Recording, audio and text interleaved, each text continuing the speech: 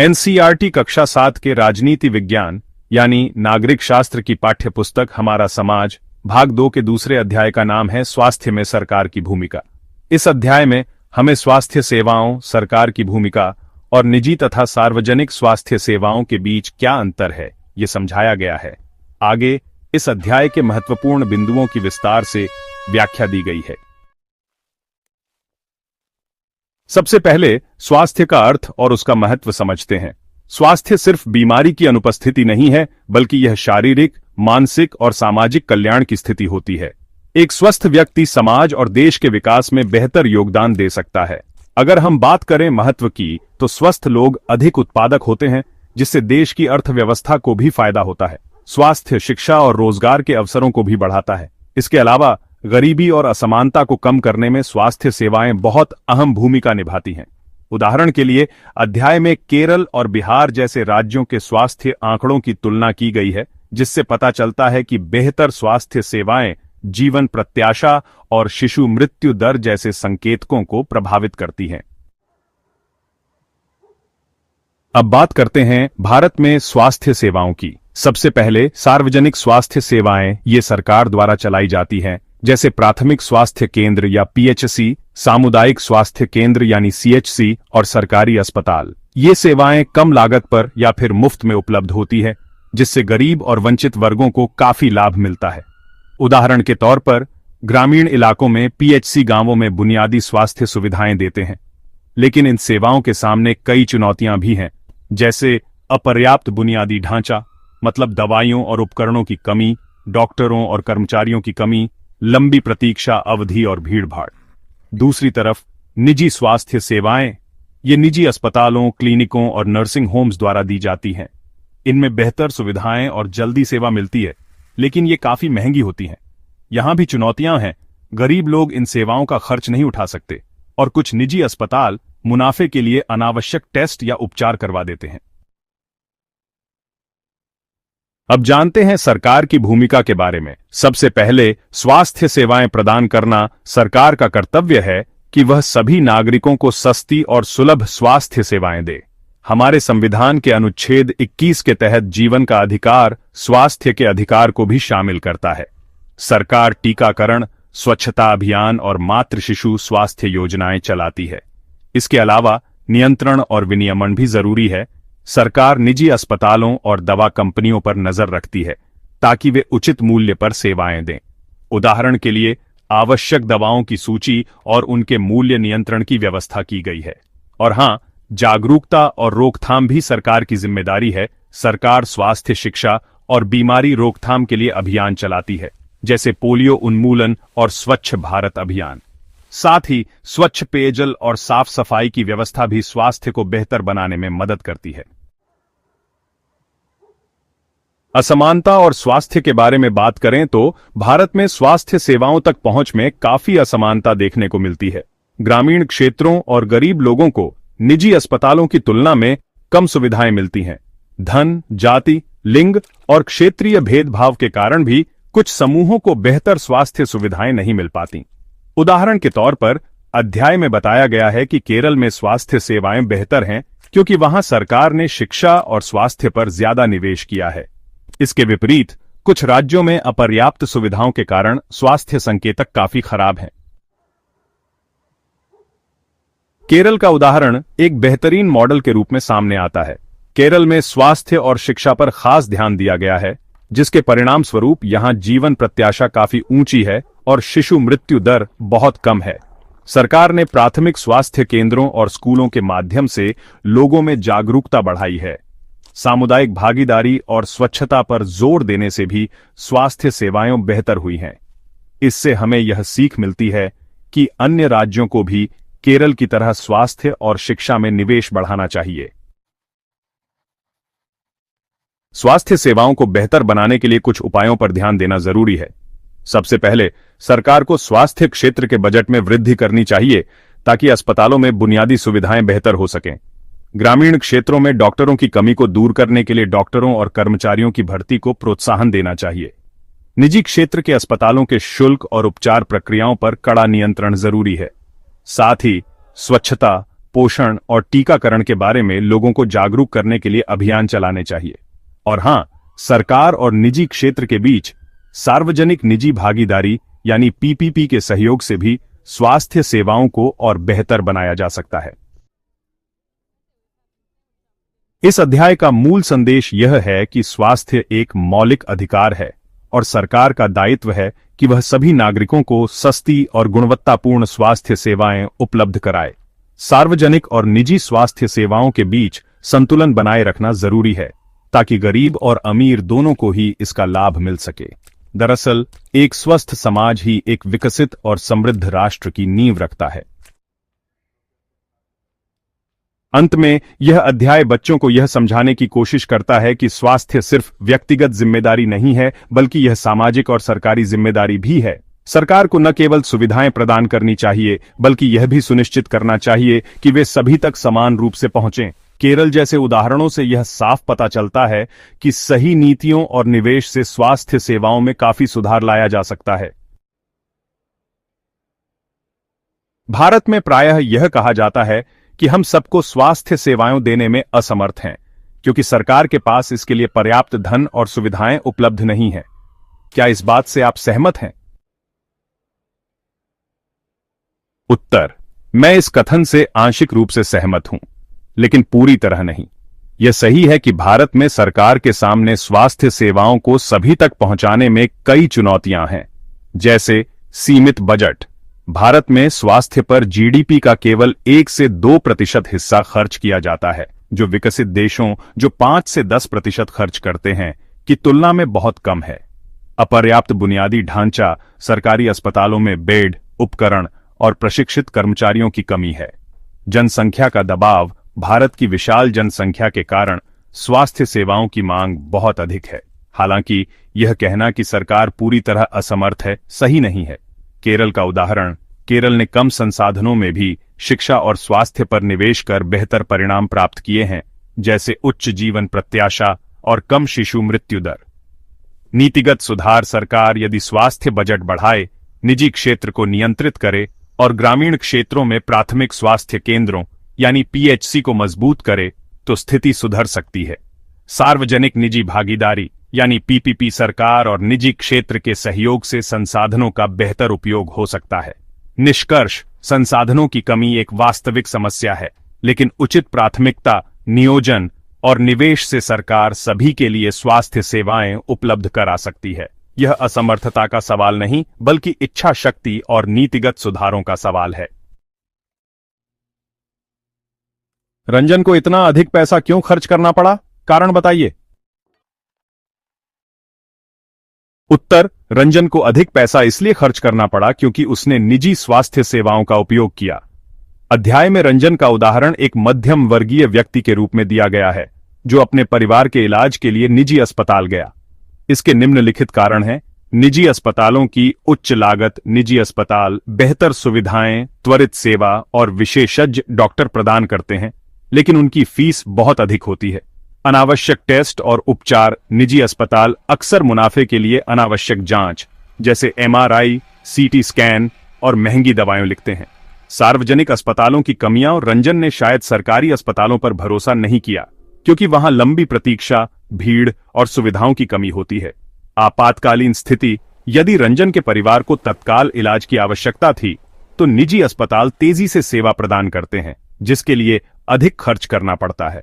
उदाहरण: अध्याय में बताया गया है कि निजी अस्पतालों में एक साधारण बीमारी का इलाज भी हजारों रुपये में हो सकता है, जो मध्यम वर्गीय परिवारों के लिए भारी पड़ता है। निष्कर्ष: रंजन को अधिक पैसा इसलिए खर्च करना पड़ा क्योंकि निजी स्वास्थ्य सेवाएं महंगी हैं और सरकारी अस्पतालों की कमियों के कारण लोग निजी अस्पतालों की ओर रुख करते हैं। तो अब तीसरा सवाल यह है, सरकारी अस्पताल में अमन को किन कठिनाइयों का सामना करना पड़ा? आपके विचार से अस्पताल कैसे बेहतर ढंग से काम कर सकता है? चलिए इस पर चर्चा करते हैं। उत्तर में अमन को सरकारी अस्पताल में कई तरह की कठिनाइयों का सामना करना पड़ा। पहली बात, लंबी प्रतीक्षा। सरकारी अस्पतालों में मरीजों की भीड़ के कारण अमन को डॉक्टर से मिलने के लिए घंटों इंतजार करना पड़ा। फिर सुविधाओं की कमी, अस्पताल में बेड, दवाएं या आधुनिक उपकरणों की कमी थी, जिससे इलाज में देरी हुई। कर्मचारियों की कमी भी एक बड़ी समस्या रही। डॉक्टरों और नर्सों की पर्याप्त संख्या न होने के कारण अमन को उचित ध्यान नहीं मिला। इसके अलावा खराब स्वच्छता, सरकारी अस्पतालों में अक्सर साफ सफाई की कमी होती है, जिससे मरीजों को असुविधा होती है। और हाँ, अनियमित सेवाएं। कुछ सरकारी अस्पतालों में दवाएं मुफ्त होनी चाहिए, लेकिन अमन को शायद बाहर से दवाएं खरीदनी पड़ी। अब सवाल उठता है कि अस्पताल कैसे बेहतर ढंग से काम कर सकता है। देखिए, सबसे पहले बजट में वृद्धि। सरकार को स्वास्थ्य क्षेत्र में अधिक धन आवंटित करना चाहिए, ताकि बुनियादी ढांचा जैसे बेड, उपकरण और दवाएं उपलब्ध हो सकें। फिर कर्मचारियों की भर्ती, ज्यादा डॉक्टर, नर्स और तकनीशियन नियुक्त किए जाएं, जिससे कर्मचारी मरीज अनुपात सुधरे। स्वच्छता और रखरखाव, अस्पतालों में नियमित सफाई और रखरखाव सुनिश्चित किया जाए। प्रौद्योगिकी का उपयोग, ऑनलाइन अपॉइंटमेंट सिस्टम और डिजिटल रिकॉर्ड से प्रतीक्षा समय कम किया जा सकता है। जागरूकता और प्रशिक्षण, कर्मचारियों को मरीजों के साथ बेहतर व्यवहार के लिए प्रशिक्षित किया जाए। और निजी क्षेत्र के साथ सहयोग, सार्वजनिक निजी भागीदारी यानी पीपीपी मॉडल से सुविधाएं और विशेषज्ञता बढ़ाई जा सकती है। निष्कर्ष यही है कि अमन की कठिनाइयां सरकारी अस्पतालों की संरचनात्मक कमियों को उजागर करती हैं। इन कमियों को दूर करने के लिए सरकार को निवेश, नियोजन और जवाबदेही बढ़ानी होगी। अब चौथा सवाल, जब आप बीमार होते हैं तो कहां जाते हैं? क्या आपको किन्हीं कठिनाइयों का सामना करना पड़ता है? अपने अनुभवों के आधार पर एक अनुच्छेद लिखिए। जब मैं बीमार होता हूं तो मैं आमतौर पर पास के सरकारी स्वास्थ्य केंद्र या निजी क्लिनिक में ही जाता हूं। यदि बीमारी मामूली है, जैसे सर्दी खांसी, तो मैं सरकारी स्वास्थ्य केंद्र को प्राथमिकता देता हूं, क्योंकि वहां दवाएं मुफ्त या फिर बहुत कम कीमत पर मिल जाती है। लेकिन कई बार मुझे वहां लंबी कतारों और प्रतीक्षा समय की समस्या का सामना भी करना पड़ता है। एक बार मुझे बुखार हुआ था और सरकारी अस्पताल में डॉक्टर से मिलने के लिए मुझे लगभग 3 घंटे तक इंतजार करना पड़ा। इसके अलावा वहां कुछ दवाएं उपलब्ध नहीं थीं, जिसके कारण मुझे बाहर से दवाएं खरीदनी पड़ी। दूसरी ओर, जब मैंने निजी क्लिनिक में इलाज करवाया तो सेवा तो त्वरित थी, लेकिन इलाज का खर्च मेरे लिए काफी भारी पड़ गया। मेरे अनुभव से लगता है कि सरकारी अस्पतालों में सुविधाएं बढ़ाने और कर्मचारियों की संख्या में सुधार करने की जरूरत है, ताकि सभी को सस्ती और समय पर स्वास्थ्य सेवाएं मिल सकें। तो निजी चिकित्सालयों में हमें किन समस्याओं का सामना करना पड़ता है, जरा इस पर चर्चा करते हैं। निजी चिकित्सालयों में कई तरह की समस्याओं का सामना करना पड़ता है।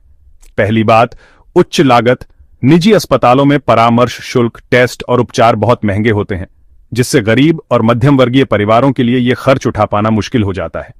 फिर अनावश्यक जांच और उपचार। कुछ निजी अस्पताल मुनाफे के लिए अनावश्यक टेस्ट जैसे ब्लड टेस्ट या एक्सरे या फिर लंबे समय तक भर्ती करने की सलाह देते हैं। पारदर्शिता की भी कमी रहती है। मरीजों को अक्सर बिल और उपचार प्रक्रिया की पूरी जानकारी नहीं दी जाती। असमान पहुंच भी एक समस्या है। निजी अस्पताल मुख्य रूप से शहरी क्षेत्रों में केंद्रित हैं, जिससे ग्रामीण मरीजों को इन तक पहुंचने में दिक्कत होती है। नैतिकता की कमी भी देखने को मिलती है।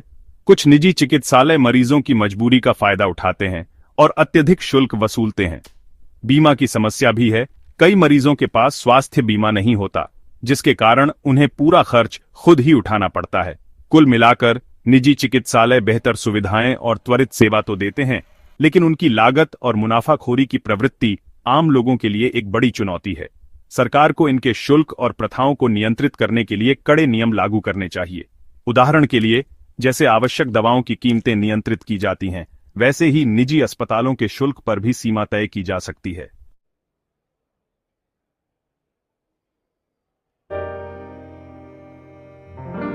किन किन अर्थों में सार्वजनिक स्वास्थ्य व्यवस्था सबके लिए उपलब्ध एक सेवा है? सार्वजनिक स्वास्थ्य व्यवस्था को निम्नलिखित अर्थों में सबके लिए उपलब्ध सेवा माना जाता है। सस्ती या मुफ्त सेवाएं, यानी सरकारी अस्पतालों और प्राथमिक स्वास्थ्य केंद्रों में इलाज या तो मुफ्त या बहुत कम लागत पर उपलब्ध होता है, जिससे गरीब लोग भी इसका लाभ उठा सकते हैं। सभी के लिए पहुंच, मतलब ये सेवाएं ग्रामीण और शहरी दोनों क्षेत्रों में उपलब्ध हैं, जैसे गांवों में प्राथमिक स्वास्थ्य केंद्र और शहरों में सरकारी अस्पताल।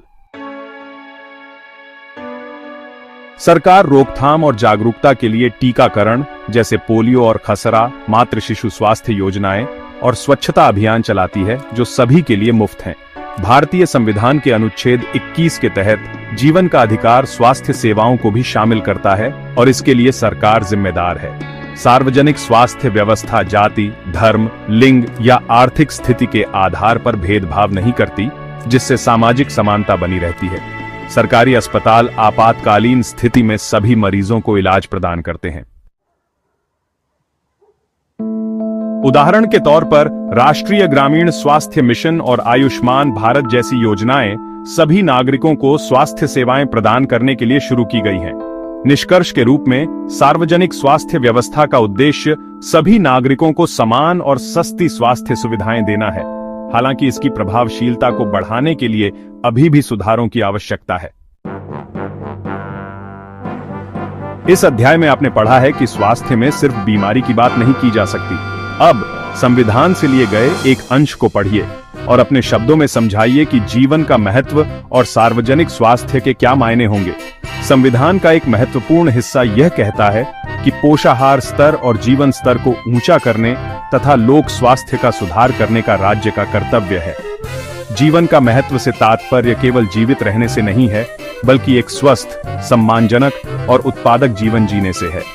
भारतीय संविधान के अनुच्छेद 21 के तहत जीवन का अधिकार न केवल जीवित रहने, बल्कि स्वस्थ और गुणवत्तापूर्ण जीवन जीने के अधिकार को भी शामिल करता है। इसका अर्थ है कि हर व्यक्ति को स्वच्छ पानी, पौष्टिक भोजन, साफ सफाई और स्वास्थ्य सेवाओं तक पहुंच का अधिकार है। सार्वजनिक स्वास्थ्य से तात्पर्य ऐसी स्वास्थ्य सेवाओं और नीतियों से है जो पूरे समाज के कल्याण के लिए बनाई जाती हैं। इसमें बीमारियों का इलाज, रोकथाम, स्वच्छता और जागरूकता अभियान शामिल हैं। सार्वजनिक स्वास्थ्य का लक्ष्य यह सुनिश्चित करना है कि सभी लोग, चाहे उनकी आर्थिक स्थिति कुछ भी हो, स्वस्थ रहें। संविधान का यह अंश यानी अनुच्छेद 47 कहता है कि सरकार का कर्तव्य है कि वह नागरिकों के पोषण और जीवन स्तर को बेहतर बनाए और लोक स्वास्थ्य को सुधारे। मेरे शब्दों में इसका अर्थ है कि सरकार को यह सुनिश्चित करना चाहिए कि सभी को पौष्टिक भोजन मिले, ताकि कुपोषण जैसी समस्याएं दूर हों। जीवन स्तर बेहतर करने के लिए स्वच्छ पानी, आवास, शिक्षा और रोजगार जैसी सुविधाएं प्रदान करनी चाहिए। लोक स्वास्थ्य के क्षेत्र में सरकार को सरकारी अस्पताल, टीकाकरण और स्वच्छता अभियान जैसे कदम उठाकर सभी के लिए स्वास्थ्य सेवाएं सुलभ करानी चाहिए। निष्कर्ष यह है कि संविधान यह जोर देता है कि स्वास्थ्य केवल बीमारी का इलाज नहीं है, बल्कि एक समग्र दृष्टिकोण है जिसमें पोषण, स्वच्छता और जीवन की गुणवत्ता शामिल है। यह सरकार की जिम्मेदारी है कि वह इन सभी पहलुओं को बेहतर बनाए। सबके लिए स्वास्थ्य सुविधाएं उपलब्ध कराने के लिए सरकार कौन कौन से कदम उठा सकती है, चलिए इस पर चर्चा करते हैं। सभी के लिए स्वास्थ्य सुविधाएं उपलब्ध कराने के लिए सरकार निम्नलिखित कदम उठा सकती है। सबसे पहले, स्वास्थ्य बजट में वृद्धि की जाए। सरकार को सकल घरेलू उत्पाद का अधिक हिस्सा स्वास्थ्य पर खर्च करना चाहिए, ताकि अस्पतालों में बेड, उपकरण और दवाएं आसानी से उपलब्ध हो सकें। उदाहरण के तौर पर केरल ने स्वास्थ्य और शिक्षा पर निवेश बढ़ाकर बेहतर परिणाम प्राप्त किए हैं। इसके अलावा प्राथमिक स्वास्थ्य केंद्रों को मजबूत करना जरूरी है। खासकर ग्रामीण क्षेत्रों में प्राथमिक स्वास्थ्य केंद्रों और सामुदायिक स्वास्थ्य केंद्रों में डॉक्टरों, नर्सों और उपकरणों की संख्या बढ़ानी चाहिए। निजी क्षेत्र का नियमन भी जरूरी है, जिसके लिए निजी अस्पतालों के शुल्क और उपचार प्रक्रियाओं पर नियंत्रण रखने हेतु कड़े नियम बनाए जा सकते हैं। उदाहरण के लिए आवश्यक दवाओं की कीमतें नियंत्रित करने की तरह शुल्क सीमा तय की जा सकती है। स्वास्थ्य बीमा योजनाओं का विस्तार भी एक महत्वपूर्ण कदम है, जिससे आयुष्मान भारत जैसी योजनाओं के माध्यम से गरीब परिवारों को मुफ्त या सस्ता इलाज मिल सके। साथ ही जागरूकता अभियान चलाए जाएं, ताकि टीकाकरण, स्वच्छता और पोषण के बारे में लोगों में जागरूकता बढ़े। उदाहरण के लिए स्वच्छ भारत अभियान ने साफ सफाई को बढ़ावा दिया है। इसके अलावा सार्वजनिक निजी भागीदारी यानी PPP मॉडल अपनाकर निजी क्षेत्र की विशेषज्ञता और सरकारी संसाधनों का उपयोग किया जा सकता है, जिससे बेहतर सुविधाएं मिल सकें। स्वच्छ पानी और साफ सफाई की व्यवस्था कर बीमारियों को रोका जा सकता है। कर्मचारियों का प्रशिक्षण भी जरूरी है, ताकि डॉक्टरों और नर्सों को नियमित रूप से प्रशिक्षित कर उनकी दक्षता बढ़ाई जा सके। इन सभी कदमों से न केवल स्वास्थ्य सेवाएं सुलभ होंगी, बल्कि असमानता भी कम होगी। केरल जैसे राज्यों का मॉडल अपनाकर और नीतिगत सुधारों के माध्यम से सरकार सभी के लिए स्वास्थ्य सुविधाएं सुनिश्चित कर सकती है। अब आइए पता लगाते हैं कि निम्न शासकीय विभाग क्या काम करते हैं और उनके कार्यों को समझते हैं। पहला है स्कूल शिक्षा विभाग, दूसरा है लोक निर्माण विभाग और तीसरा है कृषि विभाग। तो चलिए इनके कार्यों को विस्तार से जानते हैं। सबसे पहले बात करते हैं स्कूल शिक्षा विभाग की। इसका मुख्य काम स्कूलों में शिक्षा की व्यवस्था और उसमें सुधार करना है। इसमें प्राथमिक, माध्यमिक और उच्चतर माध्यमिक स्कूलों का संचालन शामिल है। साथ ही शिक्षकों की भर्ती, उनका प्रशिक्षण और स्कूलों में बुनियादी सुविधाएं जैसे कक्षा और पुस्तकालय उपलब्ध कराना भी इसी विभाग की जिम्मेदारी है। इसके अलावा मिड डे मील योजना और मुफ्त पाठ्य पुस्तकें जैसी योजनाएं भी इसी विभाग द्वारा चलाई जाती हैं। राष्ट्रीय शिक्षा नीति यानी एनईपी को लागू करना और शिक्षा की गुणवत्ता को बढ़ाना भी इस विभाग का एक महत्वपूर्ण कार्य है। उदाहरण के तौर पर सर्व शिक्षा अभियान के तहत सभी बच्चों को मुफ्त शिक्षा सुनिश्चित की जाती है। लोक निर्माण विभाग, जिसे आमतौर पर पीडब्ल्यूडी कहा जाता है, दरअसल सार्वजनिक बुनियादी ढांचे के निर्माण और रखरखाव के लिए जिम्मेदार है। इसमें मुख्य रूप से राजमार्ग, ग्रामीण सड़कों और पुलों का निर्माण शामिल है। इसके अलावा यह विभाग सरकारी भवनों जैसे स्कूल, अस्पताल और कार्यालयों के निर्माण और मरम्मत का काम भी देखता है। बुनियादी ढांचे की गुणवत्ता और सुरक्षा सुनिश्चित करना भी इसकी बड़ी जिम्मेदारी है। उदाहरण के तौर पर प्रधानमंत्री ग्राम सड़क योजना के तहत गांवों को सड़कों से जोड़ना इसी विभाग का महत्वपूर्ण कार्य है। अब बात करते हैं कृषि विभाग की। ये विभाग किसानों की सहायता और ग्रामीण अर्थव्यवस्था को मजबूत करने के लिए कई तरह के काम करता है। किसानों को बीज, उर्वरक और कृषि उपकरणों पर सब्सिडी देना इसकी मुख्य जिम्मेदारियों में शामिल है। साथ ही यह विभाग आधुनिक कृषि तकनीकों जैसे ड्रिप सिंचाई को बढ़ावा देने का प्रयास करता है। फसल बीमा और न्यूनतम समर्थन मूल्य जैसी योजनाएं भी कृषि विभाग द्वारा लागू की जाती हैं। मिट्टी की जांच और फसलों की सुरक्षा के लिए जागरूकता फैलाना भी इसके कामों में आता है। और हाँ, किसान सम्मान निधि योजना के तहत किसानों को वित्तीय सहायता देना भी इसी विभाग का उदाहरण है। तो कुल मिलाकर देखा जाए तो ये तीनों विभाग, शिक्षा विभाग, लोक निर्माण विभाग और कृषि विभाग, हमारे देश के विकास में बहुत ही महत्वपूर्ण भूमिका निभाते हैं। शिक्षा विभाग मानव संसाधन विकास के लिए, लोक निर्माण विभाग बुनियादी ढांचे के लिए और कृषि विभाग खाद्य सुरक्षा और ग्रामीण अर्थव्यवस्था के लिए काम करता है। पानी और साफ सफाई की गुणवत्ता को सुधार कर अनेक बीमारियों की रोकथाम की जा सकती है। उदाहरण देते हुए इस कथन को स्पष्ट कीजिए। स्वच्छ पानी और साफ सफाई की गुणवत्ता में सुधार से कई बीमारियों को रोका जा सकता है, क्योंकि दूषित पानी और अस्वच्छ वातावरण कई संक्रामक रोगों का कारण बनते हैं। स्वच्छ पानी यानी साफ पानी बहुत जरूरी है, क्योंकि दूषित पानी से डायरिया, हैजा, टाइफाइड और हेपेटाइटिस जैसी बीमारियां फैलती हैं। अगर हम सबको स्वच्छ पेयजल उपलब्ध कराएं तो इन बीमारियों को काफी हद तक कम किया जा सकता है। उदाहरण के लिए स्वच्छ भारत मिशन के तहत ग्रामीण इलाकों में शौचालय बनाए गए हैं और जल जीवन मिशन के तहत हर घर में नल से जल पहुंचाने की योजना ने डायरिया और दूसरी जलजनित बीमारियों को कम किया है। साफ सफाई का ध्यान रखना भी बहुत जरूरी है। गंदगी और कचरे के कारण मच्छरों और बैक्टीरिया का प्रसार होता है, जिससे डेंगू, मलेरिया और त्वचा रोग बढ़ जाते हैं। अगर हम नियमित सफाई करें और कचरे का सही प्रबंधन करें तो इन बीमारियों पर नियंत्रण पाया जा सकता है। उदाहरण के तौर पर नगरपालिकाओं द्वारा नियमित कचरा निपटान और नालियों की सफाई से मच्छर जनित बीमारियां कम हुई हैं। वैसे जागरूकता भी बहुत अहम है। स्वच्छता के प्रति जागरूकता, जैसे कि हाथ धोने की आदत, खासकर भोजन से पहले और शौच के बाद, बैक्टीरियल और वायरल संक्रमण को रोकती है। उदाहरण के लिए कोविड-19 महामारी के दौरान हाथ धोने और मास्क पहनने की जागरूकता ने बीमारी के प्रसार को काफी कम किया। निष्कर्ष यही है कि स्वच्छ पानी और साफ सफाई बीमारियों की रोकथाम का आधार है। अगर सरकार और समुदाय मिलकर इन क्षेत्रों में सुधार करें तो स्वास्थ्य समस्याओं को काफी हद तक कम किया जा सकता है।